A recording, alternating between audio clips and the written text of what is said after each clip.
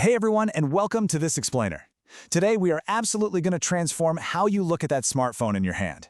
We're moving you away from being just an endless scroller and turning you into a purposeful visual creator. Look, every single day we are just bombarded by reels, vlogs, photos, you name it. But right now, we're flipping the script. We're going to explore exactly how those visuals are actually made and how you can take total control of the lens. Okay, let's take a super quick look at our roadmap for today. We've got 6 stops. First, the purpose of visuals. Second, knowing your camera tools. Third, the 3 visual pillars. Fourth, angles and movement. Fifth, structuring your story. And finally, making that leap from consumer to creator.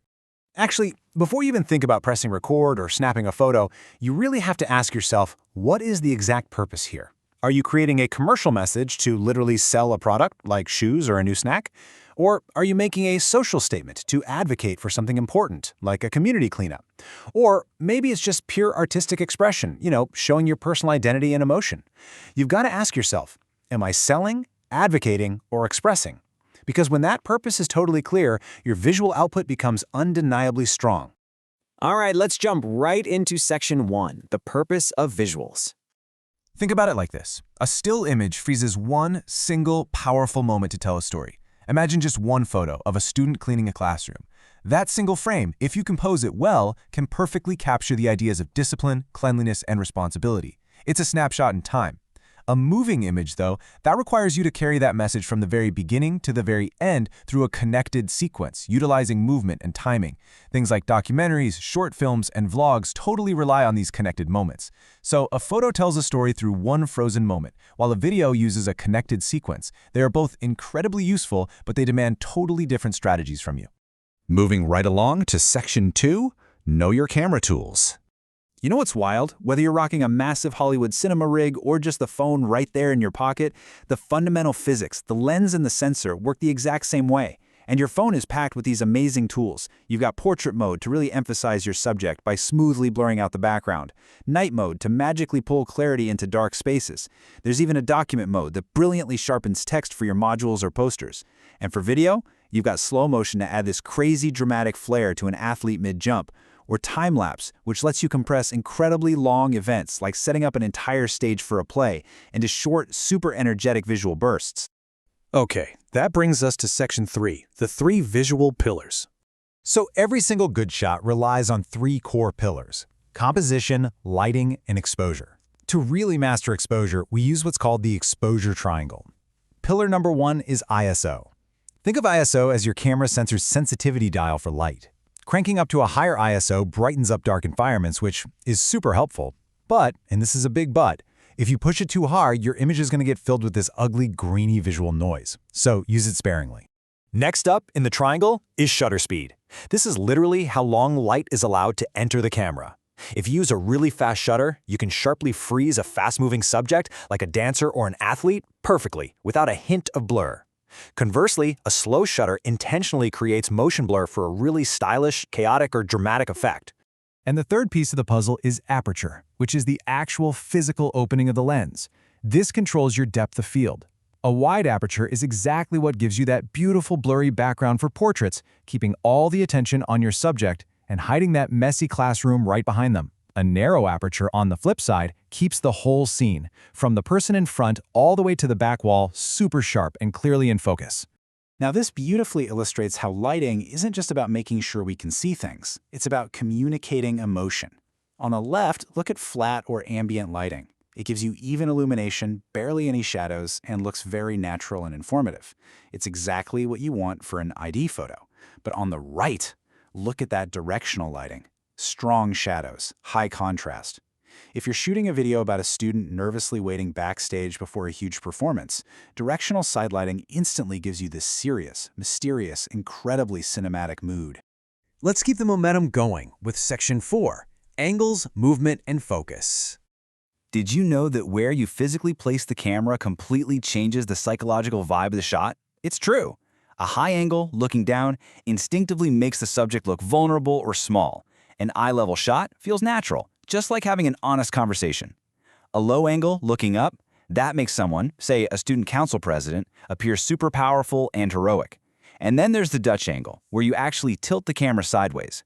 This instantly creates tension or confusion.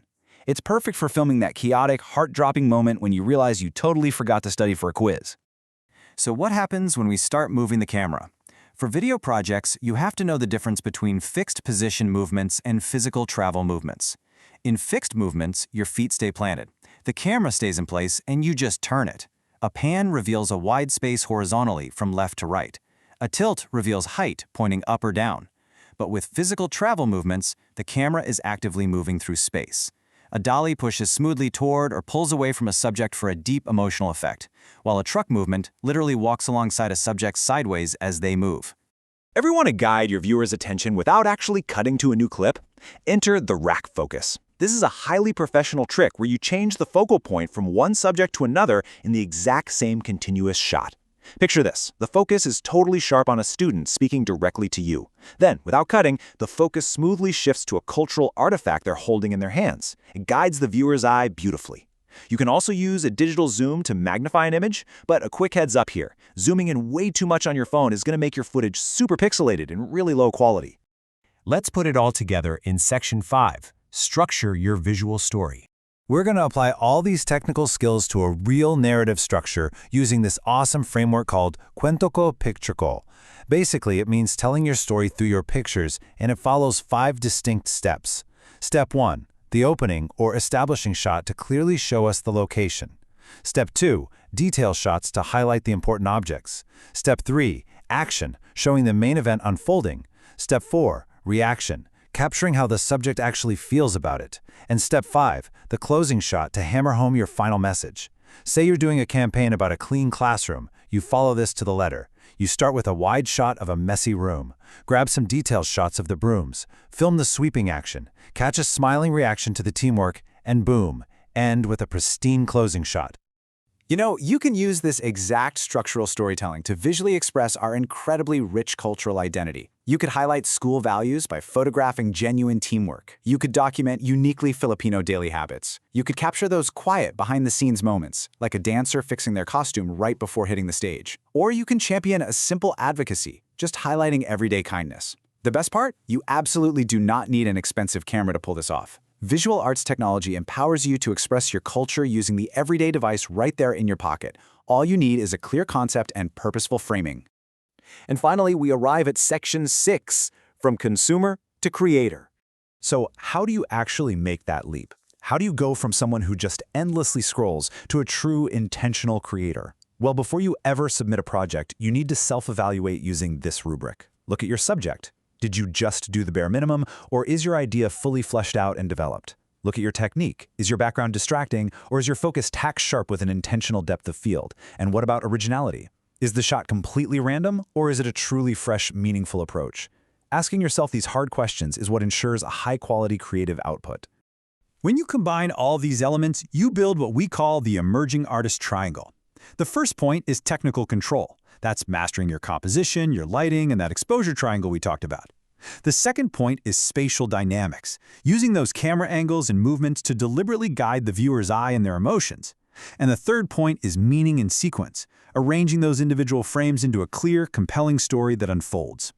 When you lock down those 3 things, you officially become an emerging artist, making powerful, deliberate choices to communicate your ideas to the world. Visual technology is never, ever just about pushing a button. It is entirely about intention. So I'm leaving you with this final challenge today. The next time you pull out your phone, are you just going to capture another mindless snapshot that will be totally forgotten by tomorrow? Or are you ready to think like a creator and frame an absolute masterpiece? The lens is yours. Step out into the world and use it with purpose. Catch you next time.